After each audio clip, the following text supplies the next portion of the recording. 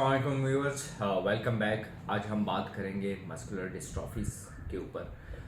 Muscular dystrophy भी एक genetic disorder है एंड इसकी काफ़ी अकसाम हैं। कुछ मेजॉरिटी ऑफ देम जो है वो जेनेटिक डिसऑर्डर्स में काउंट होती है।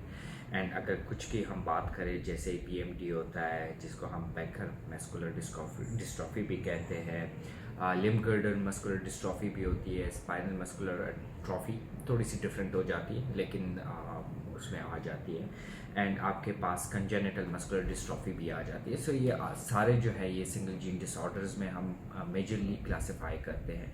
एंड इन डिसऑर्डर्स को चेक करने के लिए जेनेटिक टेस्टिंग की जो अवेलेबिलिटी है वो भी दो अकसाम की है। एक तो ये है कि अगर हमारे पास स्पेसिफिकली पता हो कि कौन सी डीएमडी जैसे डुशेन मस्कुलर डिस्ट्रॉफी मैंने चेक करनी है, तो वो स्पेसिफिकली मैं थ्रू सिंगल जीन टेस्टिंग या फिर पैरेलल टेस्टिंग कर सकता हूँ। सेकेंडली मेरे पास आपका आ जाते हैं कि अगर मैंने मस्कुलर डिस्ट्रॉफी सारे चेक करने हैं कि मैं आइदर कोई भी बंदा है, कपल है, वो कैरियर है इस डिसऑर्डर की, या किसी की फैमिली हिस्ट्री है कि ख़ानदान में कोई बंदा इस डिजीज़ से अफेक्टेड है और वो जूझ रहा है इस मसले से। सो वो आपके पास आ जाता है कि वो चेक करता है कि वो अपने बच्चों में ये डिज़ीज़ पास ऑन करेगा कि नहीं पास ऑन करेगा। तो इसके लिए जेनेटिक टेस्टिंग की अवेलेबिलिटी और वो सारी चीज़ें मौजूद हैं पाकिस्तान में। सो एक तो ये है कि अगर डायरेक्टली स्पेसिफिक चेक करना हो तो that will be through single gene testing और आइदर पैनल टेस्टिंग। दूसरा ऑप्शन जो है पैनल टेस्टिंग में ये है कि आपके पास सारे टाइप्स ऑफ मस्कुलर डिस्ट्रॉफीज चेक हो जाते हैं एंड कंफर्म हो जाता है कि आप कैरियर्स है कि नहीं है कैरियर्स।